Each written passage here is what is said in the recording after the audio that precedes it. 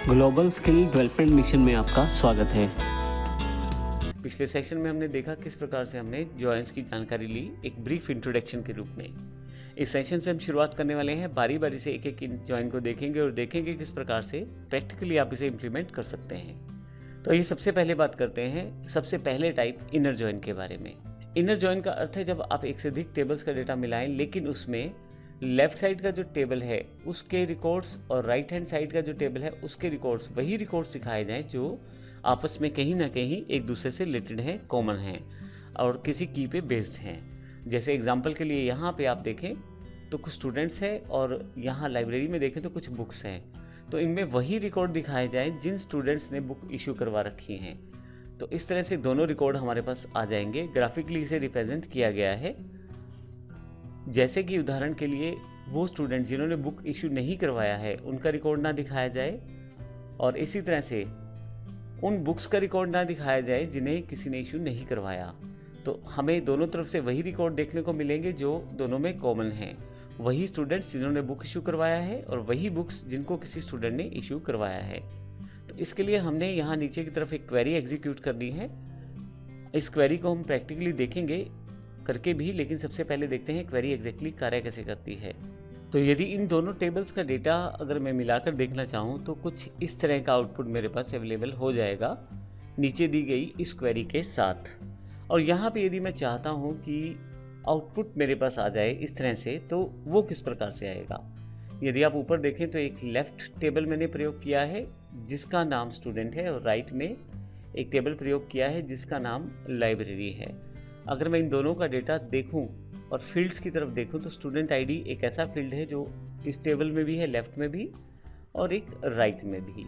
अब ऐसा हो सकता है कि आपके पास अलग अलग टेबल्स में एक ही नाम से फील्ड हो, जैसे यहाँ पे स्टूडेंट आईडी है, वो हमारे पास लेफ्ट टेबल में भी है और राइट टेबल में भी है। ऐसी प्रॉब्लम से बचने के लिए हम डॉट ऑपरेटर का प्रयोग करके पर्टिकुलर फील्ड को पर्टिकुलर टेबल से रेफरेंस कर सकते हैं। सपोज करें मुझे इस स्टूडेंट आईडी को देखना है, तो क्योंकि टेबल का नाम स्टूडेंट है तो स्टूडेंट डॉट स्टूडेंट आईडी का प्रयोग करूंगा। और यहाँ पे अगर मुझे स्टूडेंट आईडी को देखना है, क्योंकि टेबल का नाम मेरे पास लाइब्रेरी है, तो लाइब्रेरी डॉट स्टूडेंट आईडी का प्रयोग करूंगा। लेकिन किसी भी कन्फ्यूजन से बचने के लिए हम हर एक फील्ड के साथ डॉट का यूज़ करने वाले हैं। तो आइए नीचे क्वेरी को देखते हैं। सबसे पहले select student dot student ID, अर्थात इस वाले टेबल से student ID comma student dot student name, इस टेबल से स्टूडेंट का नाम comma library dot book name, इस टेबल से बुक का नाम और comma library dot book issue date, इस टेबल से बुक इशू डेट जो कि लाइब्रेरी टेबल से रिलेटेड है। ये क्वेरी हमने बनाई है अभी फ्रॉम। अब हमें फ्रॉम के पश्चात उन टेबल्स का नाम देना है जिन टेबल्स को हम इनर जॉइन करना चाहते हैं, जैसे स्टूडेंट इनर जॉइन लाइब्रेरी। तो यहाँ लेफ्ट में वो टेबल है जो लेफ्ट साइड हमने दिखाया है और राइट साइड वो टेबल है जो हमने राइट साइड दिखाया है। तो इस तरह से ऑन स्टूडेंट, अब इन दोनों में रिलेशनशिप क्या है वो हमें ऑन के पश्चात बताना है। On student ID dot student ID equal to library dot student ID, यानी कि दोनों का जो रिलेशनशिप है वो स्टूडेंट आईडी है और उसको हमने लास्ट लाइन में यहाँ डिफाइन किया है। अगर हम इस क्वेरी को पास करें तो हमारे पास कुछ इस तरह का रिजल्ट अवेलेबल हो जाएगा जैसा कि हमारे पास यहाँ पे है। लेकिन आइए इस कॉन्सेप्ट को प्रैक्टिकली हम समझते हैं। जैसे यहाँ पे देखिए आपके पास माईसीक्वल फाइल्स में इनर जॉइंट्स टेबल क्रिएशन के नाम से एक फाइल दी गई है। हालांकि यदि आप केवल टेबल बनाना चाहते हैं तो जॉइंट टेबल क्रिएशन को आप प्रयोग कर सकते हैं, उसके लिए मैंने अलग से फाइल बना दी है। लेकिन यहाँ पे इनर जॉइंट टेबल क्रिएशन की फाइल मैंने अलग से भी बनाई है। तो आइए सबसे पहले इन टेबल्स को कॉपी कर लेते हैं जिनको मुझे बनाना है विद रिकॉर्ड। तो फॉरन की तक मैंने सब कुछ कॉपी कर लिया है इसको, और वापस माईसीक्वल सेक्शन में आकर पेस्ट करता हूं और गो कर देता हूं। मेरे पास ये टेबल बनके तैयार है।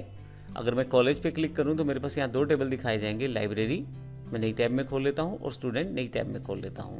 पुरानी टैब्स को यहाँ से मैं क्लोज कर देता हूँ। तो एक मेरे पास टेबल है स्टूडेंट जिसमें स्टूडेंट्स का डेटा है, और एक टेबल है बुक्स का लाइब्रेरी के रूप में जिसमें हमारे पास बुक्स का डेटा है। स्टूडेंट में यदि आप देखें तो वो स्टूडेंट्स हैं जो मेरे पास डिफ़ाइन किए गए हैं 5 रिकॉर्ड्स के रूप में, और 10 जो बुक्स मैंने यहाँ डिफ़ाइन की हैं वो सारी यहाँ पे अवेलेबल हैं। यदि आप देखें माउस लेके जाएं तो स्टूडेंट और जो लाइब्रेरी है ये दोनों आपस में रिलेट किए हैं मैंने प्राइमरी की के द्वारा। तो इस तरह से मैंने यहाँ पे दोनों टेबल्स को सेटअप कर दिया है। आइए अब देखते हैं क्वेरी क्या है एग्जैक्टली, किस तरह से हम डेटा देख पाएंगे। मैं एसक्यूएल पे आ जाता हूँ और यहाँ से फाइल खोल लेता हूँ। यदि आप नीचे की तरफ देखें तो दो क्वेरीज हैं, एक ऑर्डर आईडी के साथ है, एक विदाउट ऑर्डर आईडी है। लगभग आउटपुट एक जैसा रहने वाला है, बस ऑर्डर आईडी में फ़ायदा ये होने वाला है कि आपके पास जो रिकॉर्ड आएंगे वो ऑर्डर होके आएंगे, अदरवाइज सेम रिकॉर्ड आने वाले हैं। तो मैं ऑर्डर आईडी वाला ही प्रयोग कर लेता हूँ। अब यहाँ क्वेरी को समझते हैं। सबसे पहले यदि आप देखें तो यहाँ पे आपके पास स्टूडेंट आईडी का स्टूडेंट आईडी, स्टूडेंट का स्टूडेंट नेम, लाइब्रेरी का बुक नेम और लाइब्रेरी का बुक इशू डेट। अब यहाँ पॉइंट के साथ यानी कि डॉट के साथ मैंने पर्टिकुलर कॉलम को रेफरेंस किया है। दोनों टेबल्स के यहाँ पे मैंने 4 कॉलम रेफरेंस किए हैं। फ्रॉम स्टूडेंट सबसे पहले यहाँ पे, और यहाँ यदि मैं इसको सेटअप करूँ थोड़ा सा, इनर जॉइन लाइब्रेरी, और यहाँ से मैं इसे नीचे ले जाता हूँ थोड़ा आसान करने के लिए ताकि समझ आ जाए। तो ये जो लाइन है इनर जॉइन लाइब्रेरी, इसका मतलब क्या है कि लेफ़्ट टेबल जो है स्टूडेंट है और राइट टेबल जो है लाइब्रेरी है, और बीच में हम इनर जॉइन को सेटअप करने वाले हैं। अब ये सेटअप किस बेस पे होने वाला है, क्योंकि दोनों में एक फील्ड कॉमन है, स्टूडेंट आईडी। ये स्टूडेंट आईडी यहाँ पे भी है और यहाँ पे भी है। इसके आधार पे हम इसे सेटअप करने वाले हैं। तो स्टूडेंट का जो स्टूडेंट आईडी है, अगर वो लाइब्रेरी वाले स्टूडेंट आईडी के साथ मैच करता है तो फिर आपको रिकॉर्ड दिखाए जाएँ। ऑर्डर बाय आप लगाते हैं तो उसका अर्थ केवल डेटा को ऑर्डर देने से है, अगर आप नहीं भी लगाएंगे तो कोई फ़र्क नहीं पड़ेगा। मैं गो कर देता हूँ यहाँ पे। अब यहाँ पे दोनों टेबल्स का जो मैचिंग रिकॉर्ड है वो दिखाया गया है। यहाँ पे उन स्टूडेंट्स का रिकॉर्ड भी है जिन्होंने बुक इशू करवाई है। अब स्टूडेंट्स हमारे पास 5 है, लेकिन सभी का नाम यहाँ पे नहीं है क्योंकि सभी ने बुक इशू नहीं करवाई। तो उन स्टूडेंट्स का नाम है जिन्होंने बुक इशू करवाई है, और साथ में उन बुक्स का नाम है जो इशू हुई हैं। और इसमें हमारे पास हालांकि ऐसी कोई बुक नहीं है जो इशू ना हुई हो। अभी तक वो सारी बुक्स हैं जो इशू हुई हैं, लेकिन अगर कोई ऐसी बुक हो जो इशू ना हुई हो तो वो यहाँ पे शामिल नहीं की जाएगी। तो इस तरह से इनर जॉइन के साथ हम आसानी से कॉमन डेटा को देख सकते हैं जो दो टेबल्स में किसी रिलेशनशिप के साथ सेटअप किए गए हैं। अगले सेशन में हम बात करने वाले हैं लेफ्ट आउटर जॉइन की, किस प्रकार से हम लेफ्ट आउटर जॉइन का प्रयोग करने वाले हैं डेटा को सेटअप करने के लिए। धन्यवाद।